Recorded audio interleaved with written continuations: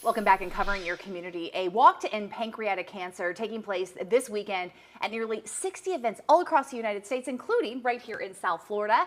Joining me to talk about Purple Stride is pancreatic cancer survivor and advocate Eric Borden. Eric, thank you so much for being with us. I know you're here not too long ago talking about this event. It's finally here. It's finally here. Tell us about your involvement with pancreatic cancer. It's very personal to you, and about the walk. Yeah, well, I'm a survivor, almost 8 years, so which Congratulations. is amazing because only 13% of pancreatic cancer survivors last 5 years or more. So a lot of times it's a very short. It's diagnosed so late. It's diagnosed very, very late. It's usually diagnosed in stage 4, late stage 3, and by that time, it's a little difficult to manage. But we're making progress, as much progress as we can. And one of the things that Purple Stride, this event, is going to provide is much needed funding for research. And with the government cutting a lot of medical research, now is really more important than ever to have people donate for pancreatic cancer research. And because I'm an 8-year survivor,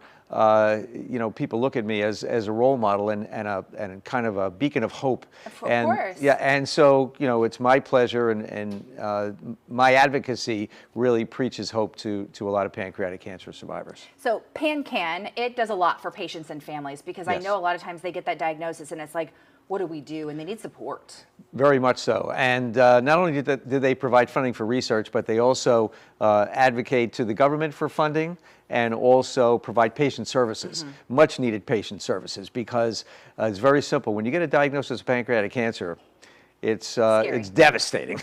And you know, you don't know where to turn, you don't know where to go to, and so PanCan provides those patient services, and all that information is available on their website, which is pancan.org. I feel like since you and I have known each other and we've been talking about this, your journey and so forth, there have been a lot of strides made. There's been a lot of progress. Yes, there have been. There has been, because when I was diagnosed, the 5-year survival rate was about 7%.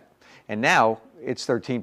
Take what you can get. And growing. Well, the goal is really 20% by 2030. Oh, wow. And that's really the driving force behind a lot of the research. So there have been strides made in treatments. The one thing that's missing, though, is that early detection protocol, and they're working to detect any pancreatic cancer as early as possible, because you want to avoid that stage 4 when it's really probably a little bit too late. Although I know some stage 4 survivors that have been around for like 12, 13 years too. So you know, all is not lost, and hope is really not you know, not lost in the atmosphere. All right, let's take a look at all the information. If you're interested in attending that walk that is happening on Saturday, WPBF 25, an official sponsor, so proud to be the media sponsor, April 26th, which is Saturday. Remind us where it is again and what time if you want to join that day. It is at the Bert Aronson South County Regional Park off of Glaze Road in Boca Raton.